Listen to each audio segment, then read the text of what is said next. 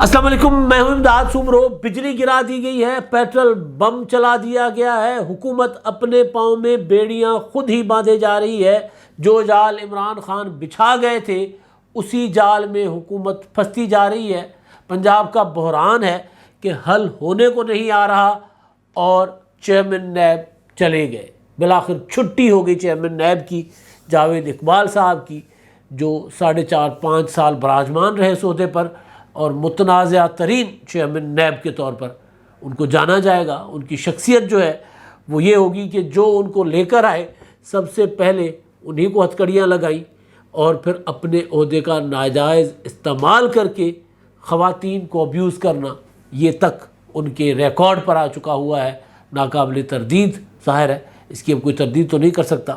تو پہلے میرا خیال ہے چیئرمین نیب کے معاملے سے اور بجلی بم اور پیٹرول بم، اس کے جو اثرات ہوں گے اس پر بھی بات کریں گے، اور پھر پنجاب کا بحران۔ پنجاب میں حکومت بن گئی ہے، بحران ختم نہیں ہو رہا۔ اب جب حکومت بن گئی تو اب یہ بحران حکومت کا خود ساختہ کریٹ کیا ہوا بحران ہے۔ اب اس بحران میں جو بیرونی عناصر ہیں، وہ جو عمران خان، پرویز الہی، ایوان صدر، وہ اب اس میں ملوث نہیں ہیں۔ اب یہ اتحادیوں کا، یا کم از کم جو بڑی پارٹنر ہے مسلم لیگ نون، سینئر پارٹنر، اس کا مسئلہ ہے کہ وہ اس بحران کو حل نہیں کر پا رہی اور آگے بڑھ ہی نہیں پا رہی۔ ابھی تک پنجاب میں کام نہیں چل پا رہا، تقریباً 2 مہینے ہو چکے ہیں اور حکومت ابھی تک غیر فعال کی پوزیشن پر ہے۔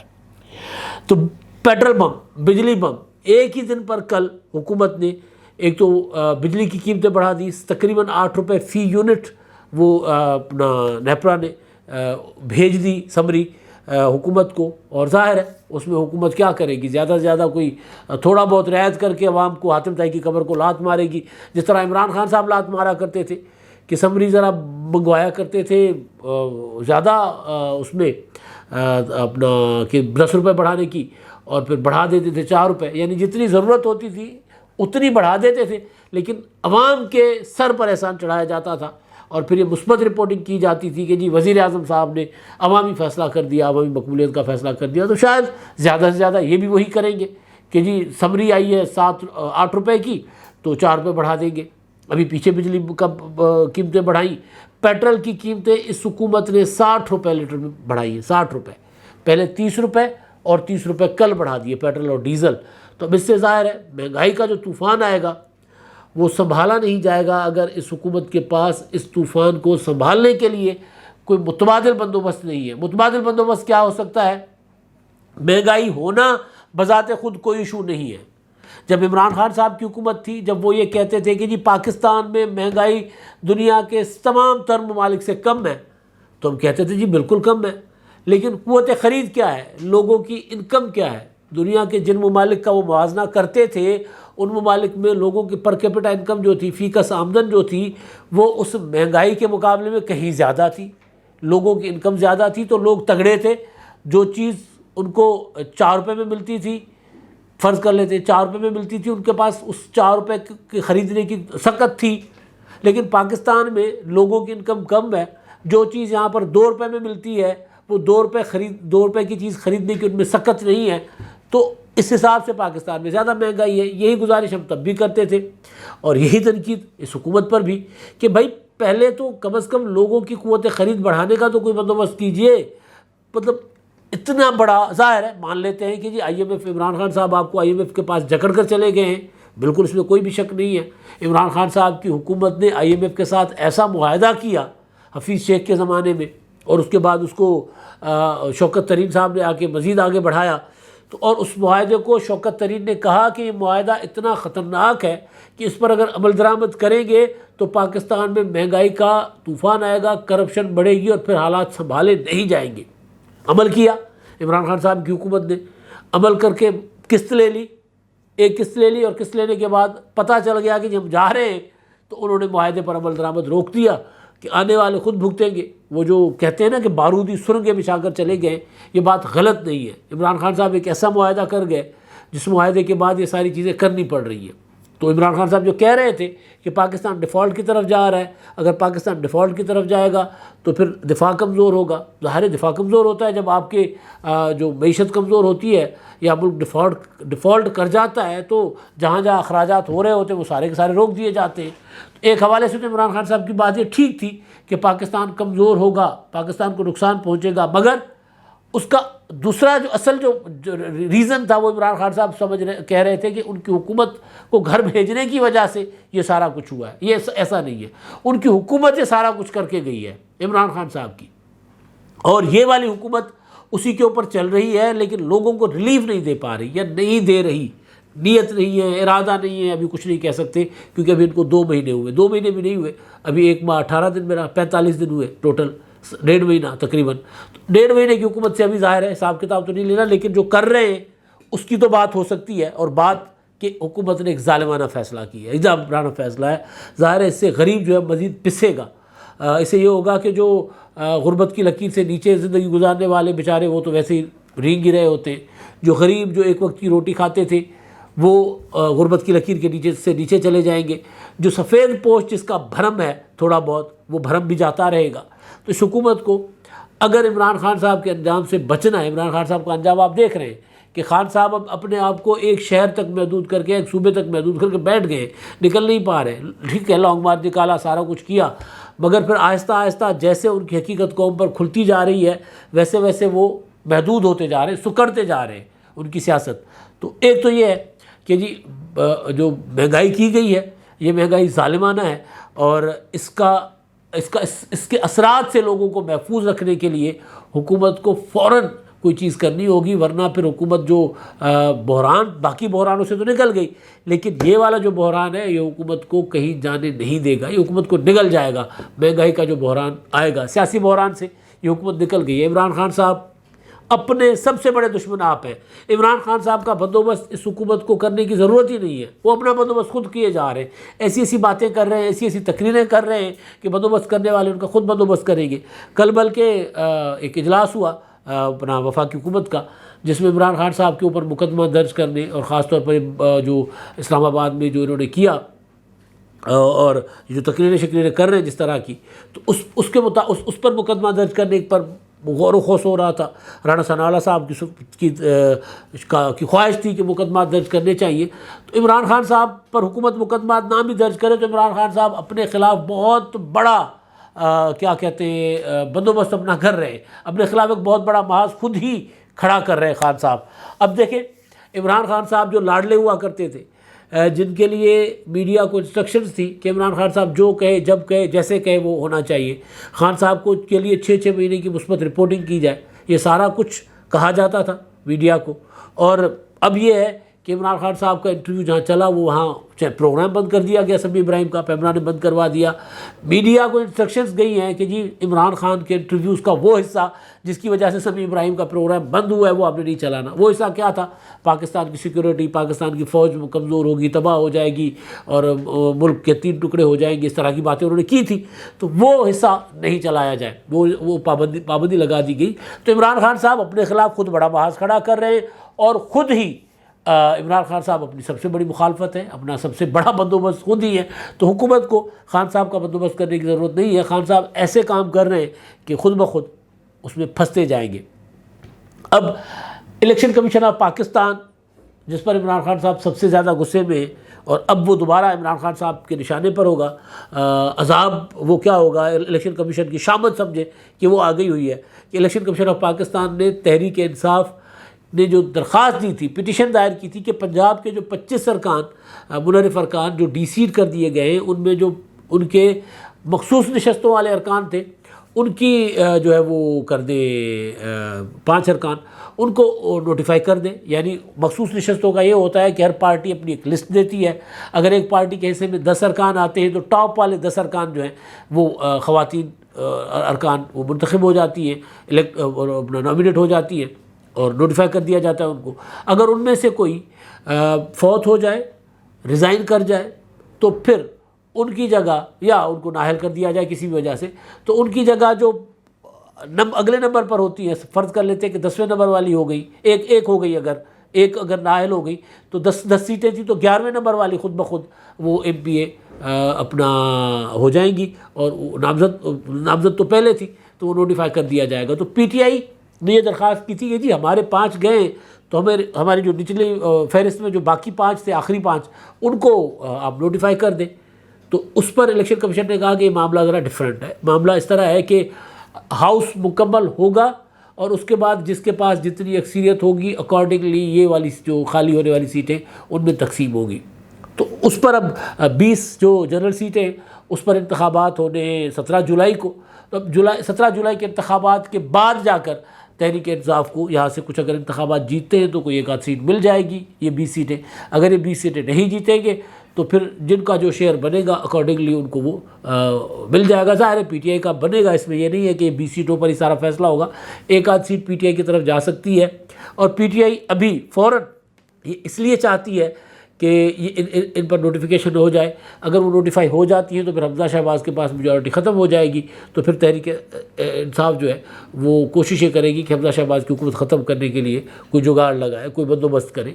تو وہ کیونکہ ایک نیا بحران پنجاب کا جو پہلے ہی حل نہیں ہوا، پہلے ہی ٹلا نہیں ابھی، اس بحران کو مزید سنگین کرنے کے لیے تحریک انصاف ظاہر ہے اس طرح کی کوشش کر رہی ہے، اور ظاہر ہے ایک نمبر بھی بڑھانا ہے اپنا، جو ان کی میجورٹی ختم ہو گئی تھی اس میجورٹی کو مینٹین رکھنا ہے، یا کم از کم اپنے ارکان جو چلے گئے تھے وہ جو ڈی نوٹیفائی ہوئے ان میں جو آ سکتے ہیں واپس اپنا مخصوص نشستوں والے، تو ان کو تو واپس لایا جائے۔ تو بات تھی بحران کی نا پنجاب کی، جو میں کہہ رہا تھا کہ پی ٹی آئی مزید اس کو گہرا کرنا چاہ رہی ہے۔ تو پی ٹی آئی کیا یہاں پر حکومت خود بھی اس بحران سے نکلنا ہی نہیں چاہتی لگتا ہے۔ کل شام تک، کل رات گئے تک پنجاب کی کابینہ میں جو قلمدان ہیں وہ نہیں تقسیم ہوئے تھے، یعنی ان کا ابھی اناؤنسمنٹ نہیں ہوئی۔ 3-4 دن گزر گئے ہیں، وزراء نے اپنا حلف لے لیا، کابینہ بن گئی۔ کابینہ جتنی بننی تھی اتنی نہیں بنی، لیکن کچھ وزراء نے حلف لے لیے۔ تو قلمدان تقسیم ہونے سے پورٹ فولیوز ملیں گے تو وزیر کام کرے گا نا۔ صرف اناؤنسمنٹ سے وزیر کو پتہ ہی نہیں ہے کہ جی میرا ڈپارٹمنٹ کون سا ہے، میں نے بیٹھنا کہاں پہ ہے، کام کیا کرنا ہے، میرا سیکریٹری کون ہے، اور تو یہ ساری چیزیں نا اب فرض کر لیتے ہیں اریگیشن والا وزیر اریگیشن، ان کو جب پورٹ فولیو مل جائے گا کہ آپ کے پاس اریگیشن ہے، یا جس کے پاس زراعت کو جس کا پورٹ فولیو مل جائے گا تو وہ زراعت پہ کام کرے گا، اریگیشن والا اریگیشن پہ کرے گا، سی این ڈبلیو والا سی این ڈبلیو پہ کرے گا۔ لیکن یہاں پہ کنفیوژن کا یہ عالم ہے کہ پہلے تو گورنر کے معاملے پر مسلم لیگ نون پھنس گئی، گورنر نہیں لگا سکی، چلے ایوان صدر آڑے آ گیا تھا۔ ایوان صدر تو بعد میں آڑے آیا تھا، پہلے تو یہ تھا کہ جی وہ گورنر اپنا لگانا چاہ رہے تھے، پیپلز پارٹی کے ساتھ شروع میں بات چیت تھی کہ جی گورنر پیپلز پارٹی کو ملے گا، لیکن چلے پیپلز پارٹی کے ساتھ معاملات طے ہو گئے تو فوراً گورنر لگاتے، نہیں لگایا، وہ 1-1.25 مہینہ اسی میں نکل گیا، 1.5 مہینہ۔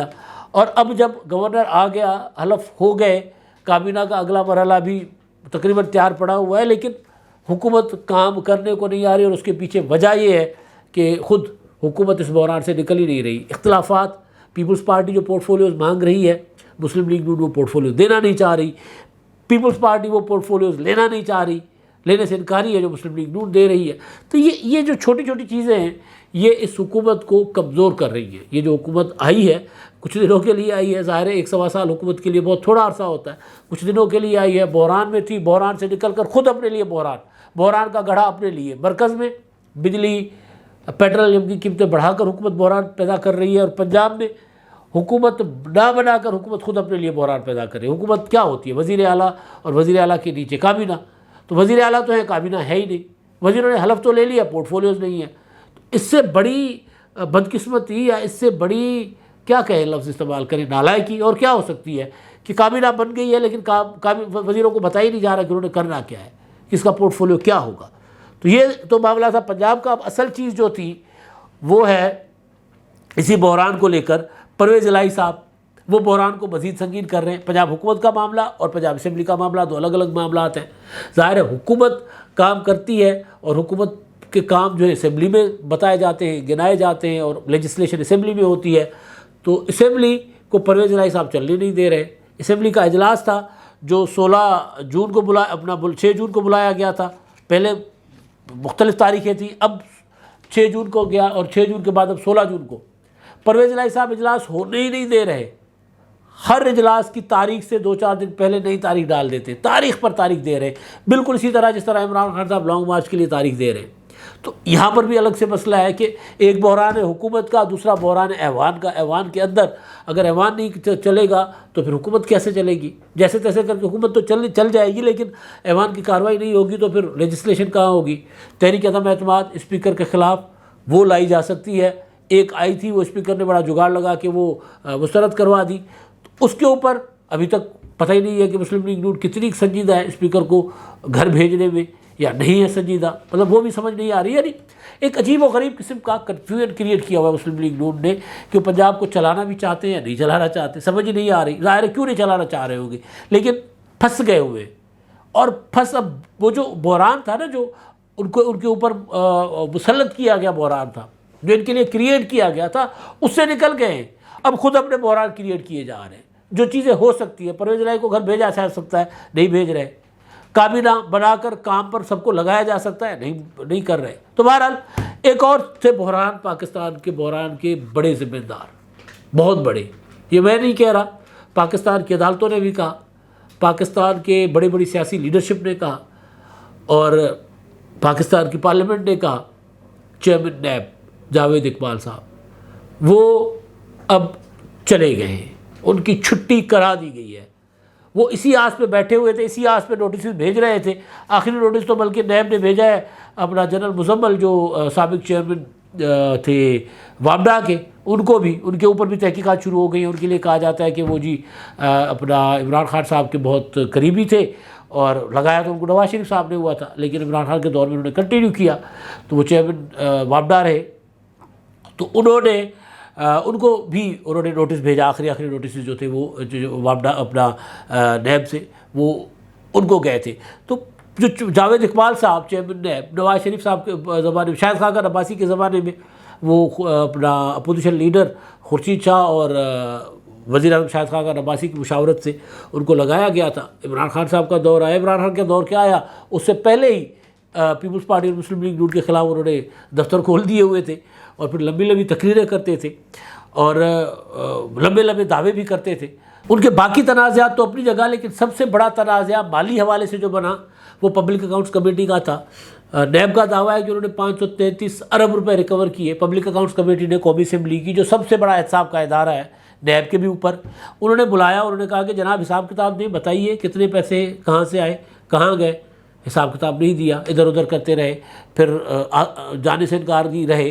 پھر وہ جو اپنا پبلک اکاؤنٹس کمیٹی نے ان کو سمن بھی کیا، کئی بار ان کو بلانے کی کوشش بھی کی، لیکن بہرحال کیونکہ پاکستان میں سوائے پارلیمنٹ کے باقی سارے تگڑے ہوتے ہیں، پبلک اکاؤنٹس کمیٹی جو تگڑی تھی وہ حساب نہیں لے سکی۔ یہ تو تھا ان کا ایک مالی حوالے سے سب سے بڑا تنازع، سیاسی حوالے سے بھی۔ اس کے علاوہ وہ جو جس طرح لوگوں کو بلاتے تھے، ہتھکڑیاں لگواتے تھے، جیلوں میں بھیج دیتے تھے، لاک اپ کر دیتے تھے، پاکستان کی پوری سیاسی leadership Imran Khan P T I کے علاوہ، یعنی باقی جو پولیٹیکل پارٹیز تھی، دو بڑی پارٹیز پیپلز پارٹی اور مسلم لیگ نون، ان کی ساری لیڈرشپ اندر تھی، ساری۔ بلاول بھٹو پتہ نہیں کیسے بچ گئے، شاید انہوں نے ٹریلر دکھایا تھا جب بلاول بھٹو کو طلب کیا گیا تھا نیب میں، تو وہ ایک بڑا سا جلوس لے کر وہاں پہنچے تھے، اور جب جلوس لے کر پہنچے اور جالے نیب کی دیواروں پر چڑھ گئے تو اس کے بعد ان کو دوبارہ نہیں بلایا گیا۔ یہی مریم نواز نے کیا۔ مریم نواز کو جب بلایا گیا تھا 26 مارچ 2021 کو، وہ گئی وہاں پر اور بڑا سا جلوس لے کر گئی، پتھرا شترا ہوا، سین کریٹ ہوا۔ تو اس کے بعد مریم کے اوپر پرچہ تو بنا، لیکن مریم کو نیب نے دوبارہ نہیں بلایا۔ مولانا فضل الرحمان صاحب کو بلایا گیا تھا، مولانا صاحب نے کہا کہ جی میں آ رہا ہوں، انہوں نے کال دے دی سب کو کہ جی پہنچو، میری پیشی ہے نیب میں، تو نیب نے پیشی کینسل کر دی، کہا کہ نہیں جی نہیں، خبر ہی غلط تھی۔ یہ تو تھا پولیٹیکل لوگوں کے حوالے سے ان کا کیریکٹر، لیکن غیر سیاسی لوگوں کا، بریگیڈیئر اسد منیر صاحب نے خودکشی کی نیب کے ہاتھوں تضحیک کی وجہ سے، ان کو بلایا گیا، انہوں نے اپنا پیشیاں بھگتی، اور فائنلی انہوں نے ایک خودکشی سوسائڈ نوٹ لکھ کر کہ جی یہ ان کو ہتھکڑیاں لگانا چاہ رہے ہیں، گرفتار کرنا چاہ رہے ہیں، لہٰذا وہ نہیں دیکھ سکتے۔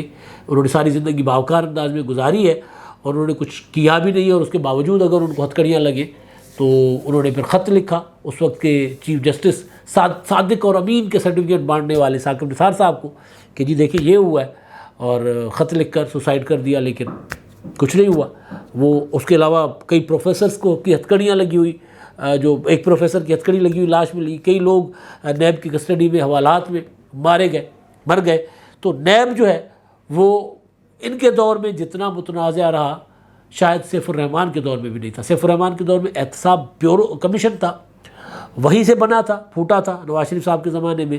پھر مشرف نے اس میں ذرا زیادہ ڈنگ شنگ ڈال کے اس کو اپنا زیادہ خطرناک بنا دیا تھا، زیادہ وہ جو پولیٹیکل انجینئرنگ کے لیے ایک بڑا ادارہ بنا دیا تھا. پولیٹیکل انجینئر یہاں پر کی جاتی تھی، تو وہ پولیٹیکل انجینئرنگ کا جو نیب پر الزام اپوزیشن لگاتی تھی یا سیاسی جماعتیں لگایا کرتی تھی، وہ پھر سپریم کورٹ آف پاکستان نے، لاہور ہائی کورٹ نے، عدالتوں نے بھی کہا کہ نیب کو پولیٹیکل انجینئرنگ کے لیے استعمال کیا جاتا رہا ہے. اور پولیٹیکل انجینئرنگ کی سب سے بڑی جو ایک مثال تھی بذات خود چیئرمین نیب صاحب کا ایک اسکینڈل، ایک خاتون کے ساتھ ان کی جو ہیرسمنٹ کی ویڈیو تھی، وہ ویڈیو آتی ہے وزیر اعظم عمران خان صاحب کے دوست کے چینل پر، ان کے معاون کے چینل پر، اور اس کے باوجود ان کے خلاف کوئی کارروائی نہیں ہوتی. اور اس کے بعد وہ جو پولیٹیکل انجینئرنگ وہ جو کہہ رہے تھے کہ جی اب عمران خان کی صفوں میں احتساب ہوگا، حکومت کی صفوں میں احتساب ہوگا اور پھر یہ حکومت نہیں رہے گی، ہواؤں کا رخ بدل گیا ہے. تو ویڈیو آنے کے بعد انہوں نے اپوزیشن کی جو باقی بچے ہوئے لوگ تھے وہ گرفتار کرنا شروع کر دیے، اٹھانا شروع کر دیے. تو یہ پولیٹیکل انجینئرنگ جو عدالتوں نے کہی تھی وہ ثابت شدہ تھی. ایسا نہیں ہے کہ ظاہر فیصلے ہوئے عدالتوں کے. تو یہ بہت زیادہ ایک بدنام دور رہا چیئرمین نیب کا، اور وہ ایکسٹینشن پر تھے. ان کی مدت ختم ہو گئی اور عمران خان صاحب ان کو کنٹینیو کرنا چاہ رہے تھے، نہیں کنٹینیو کر سکے تو انہوں نے ایک آرڈیننس جاری کر دیا کہ جی اگلے چیئرمین نیب کے تقرر تک یہ کنٹینیو کریں گے، کیونکہ عمران خان صاحب کا ارادہ ہی نہیں تھا نئے چیئرمین نیب کو لگانے کا، وہ انہیں کو کنٹینیو کرنا چاہ رہے تھے. دوسری مدت آئین اور قانون کے مطابق وہ دے نہیں سکتے تھے، تو لہٰذا انہوں نے یہ جگاڑ نکالا تھا. اس وقت ان کے جو وزیر قانون تھے فروغ نسیم صاحب، جو آج کل عمران خان صاحب کے لیے غدار ہے ظاہر ہے، انہوں نے یہ ان کو فارمولہ دیا تھا، اور اس فارمولہ کے تحت وہ جو ان کا وقت تھا وہ ختم ہو گیا اور پھر وہ گھر چلے گئے. لیکن ایک دن بھی پہلے نہیں گئے. ایک باعزت باوقار طریقہ ہوتا ہے کہ یار اب اچھا آرڈیننس بھی آیا، آرڈیننس ترمیمی اپنا وہ قانون بھی بن گیا، آرڈیننس میں ترمیمی جو نیب آرڈیننس ہے اس میں ترمیم بھی ہو گئی، اس میں یہ کنٹینیو نہیں کر پا رہے تھے. لیکن مدت آخری دن تک قائم رہے، بیٹھے رہے آخری دن تک کہ شاید کوئی میری ادا پسند آ جائے. پھر آخری ادا میرا خیال ہے وہ جنرل مزمل کو نوٹس بھیج کر جو انہوں نے دکھانے کی کوشش کی وہ بھی قبول نہیں ہوئی. گوگی کو نوٹس بھیجے انہوں نے، فرح گوگی جو عمران خان صاحب کی اہلیہ کی سہیلی ہے، جن کا عمران خان صاحب بذات خود دفاع کرتے رہے، ان کو بھی نوٹسز بھیجے کہ شاید وہ والی ادا پسند آئے. تو کوئی ادا ان کی نہیں بھائی آج کی حکومت کو. اور پھر وہ بالآخر کل خبر آئی اسلام آباد سے کہ وہ الوداعی تقریب کر کے چلے گئے ہوئے ہیں. اب یہاں سے تو چلے گئے، اب دیکھیں آگے کہاں کیا ذمہ داری نبھائیں گے، یا اب اسی طرح خاموش سائڈ پر بیٹھے رہیں گے، کیونکہ متنازع بہت ہو گئے تھے. اب تک کے لیے اتنا ہی. اللہ حافظ.